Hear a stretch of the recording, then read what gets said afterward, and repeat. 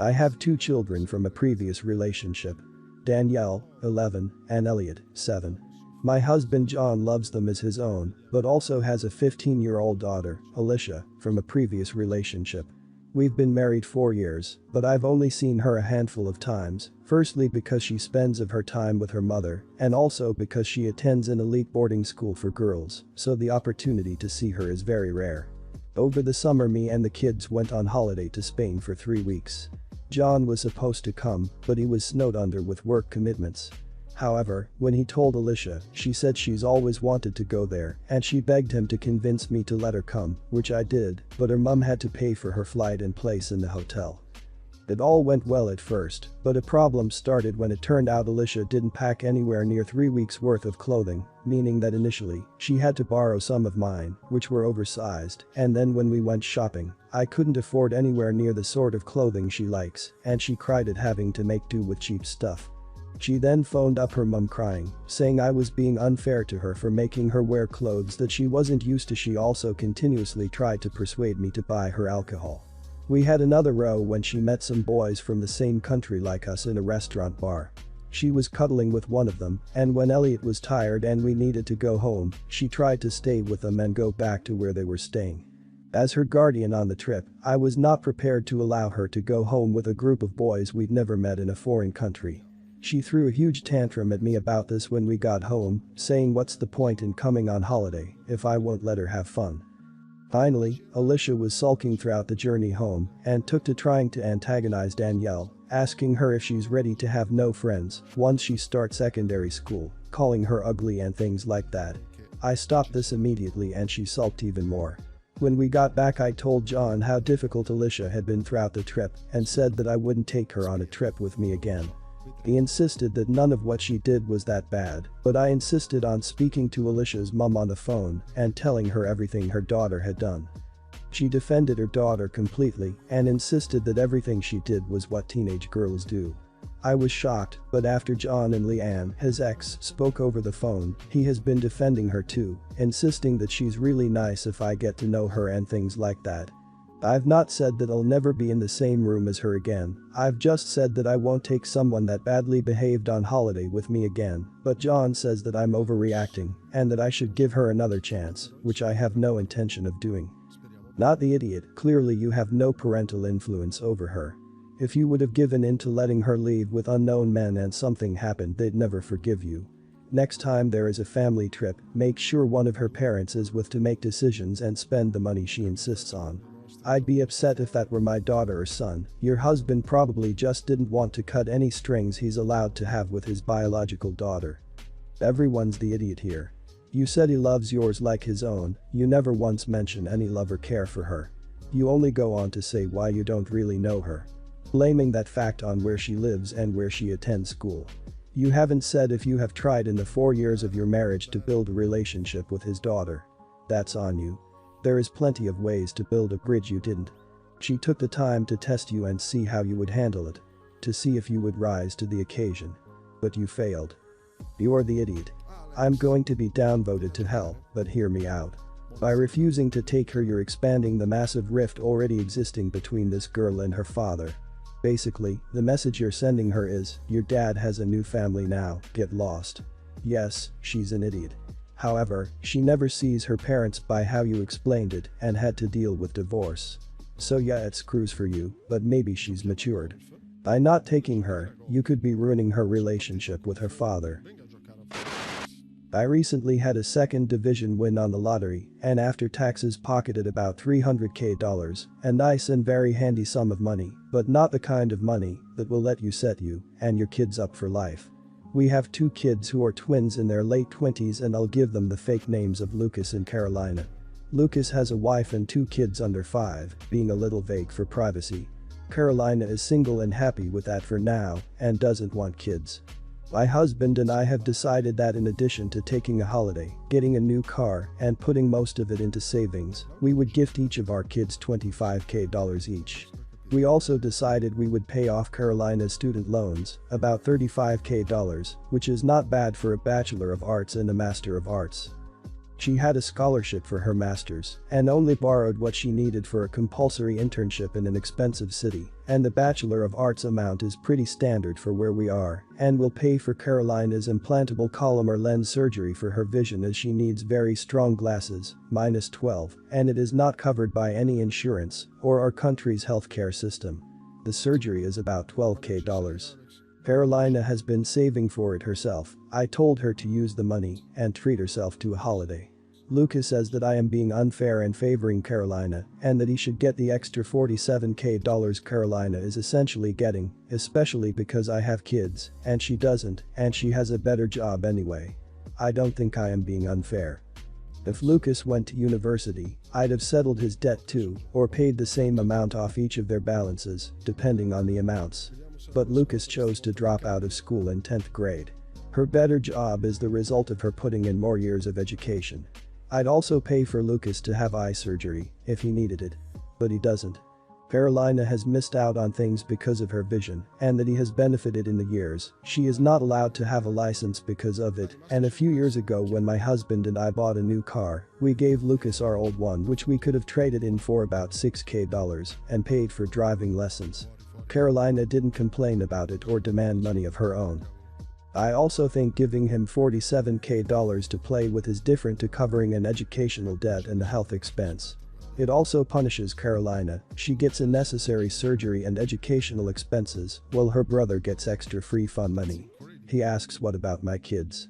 I actually am putting aside some money for their educations. I plan to give both $10,000 plus whatever interest it gets towards educational costs if they go to uni, but have not told him this, but ultimately, while I love my grandkids, they are his responsibility to provide for. Lucas continues to insist I am favoring Carolina and making comments that she is the preferred golden child. I personally think $25,000 is generous, and it is not unreasonable to cover a specific educational and health expenses I would have also covered if he has the need. Am I the idiot? No idiots here. It's your money. I understand he is upset because it seems like you're giving her an extra $47K, but really you're paying off her debts and paying for her surgery. If he needed surgery, I'm sure you'd pay for it. If he went to college, I'm sure you would have paid for it too. If he didn't have a problem taking your car when his sister got nothing, then he shouldn't really complain. It seems like you help your kids out when they need it. If I were you, I'd give some money for future college for the grandchildren to at least try to equal the amount of money both kids are essentially receiving. Also, since you are so willing to pay for your daughter's surgery, debt, etc., why don't you maybe help to pay your son's mortgage, or if he doesn't have one, maybe help with down payment if he starts looking for a house? You are the idiot because you're so open about giving so much money to your daughter, but you're hiding what you're willing to give to your grandchildren. Not the idiot. Not sure why so many of the comments on here are inquiring into what Lucas wants the money for. Your adult kids are in no way entitled to your lottery winnings, and giving him $25K no questions asked is like next level godparent crap. For him to even remotely feel like he is entitled to more of that money is ridiculous, no matter what the current life situation and past home life was like. He is an idiot for even letting the words cross his lips. He needs to be grateful for the blessing and move forward. My sister-in-law has always been a sore subject for basically everyone in my family. She rubs everyone the wrong way, and because of this some people avoid her, and most are only nice when she's around. Mostly because we want to have a relationship with our brother and our nieces and nephews when we actually see them.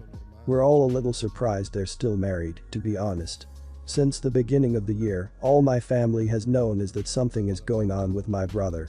When we ask her, she says it's medication changes or he's just having a hard time, and when we ask him, he says he can't tell us. They also have stopped coming to family events, and she won't allow my brother to be alone with or talk with any of us. Anytime we schedule something just him, she immediately tells us that he has to cancel because he forgot about something they were doing. This past Tuesday she sends us this long message to me and the other biological siblings, saying that my brother needs our love and support and to send a message saying we love him. We aren't supposed to ask any questions or expect a response back. Also, if we show up at the house, which she highly encouraged us do, we're supposed to leave a note and to not expect anyone to answer the door or invite us in. Also, we aren't allowed to call or try to contact my brother in any way besides text or leaving a note on their doorstep. Weird, but okay. I texted my brother. Hey, hope everything is okay. Love you, big bro. She immediately texts me saying that she got that I was trying to help, but I shouldn't have texted that. She then immediately texts the group again saying to please only express love. Quote, any concern is not helpful. I said no questions, and the first thing that happened was someone texting him and asking him if he's okay, and that is the exact opposite of what I asked for. She then told us all exactly what we need to say to him since she had specific guidelines. Would I be the idiot if I told her she needs to let everyone know what's going on? Not the idiot. I would show up at the door, knock until she answers, then demands to see your brother face to face. If she refuses, let her know that you're calling the cops because someone needs to see him and hear from him what he needs or wants. If she never answers the door, call the cops and explain the situation. Also, does your brother work? Could you catch him at his job? OP, act. This is concerning and it's time to stop letting your sister-in-law dictate your actions. Not the idiot. You are his family and you should know what's going on with him if he needs help. Being isolated and kept away from you all when he clearly wants to talk to you, since he's been trying to make plans, which she later cancels, will likely do more harm than good. Please find some way to get her to understand that. I would also ask her if he asks her to keep everyone in the dark or not, then proceed from there. If he wants some space, that's a little different. Not the idiot. Do you know where he works? Call and ask when he gets off. Tell whoever answers you're planning a surprise party. Stop by before he gets off work and figure out what the hell is going on. He sounds like he needs serious help and your sister-in-law has decided that cutting off contact from everyone besides her is the best course of action. If you can't get him at work, stop by the house and demand to see him. If she won't let that happen, call the police and ask them to conduct a welfare check. Isolation is only going to make his mental health decline. I have a 10-year-old son, Ben. Ben just had his birthday, which coincided with his graduation from elementary school. In honor of, my in-laws threw him a party. Ben is one of those lucky kids who have money given to him by well-meaning adults. My husband and I started Ben his very own bank account. Ben is aware of his account and has access to his account through myself and my husband. If he wants something and can afford it, we go to the bank and he buys what he wants. My mother-in-law found out about the bank account and it pissed her off.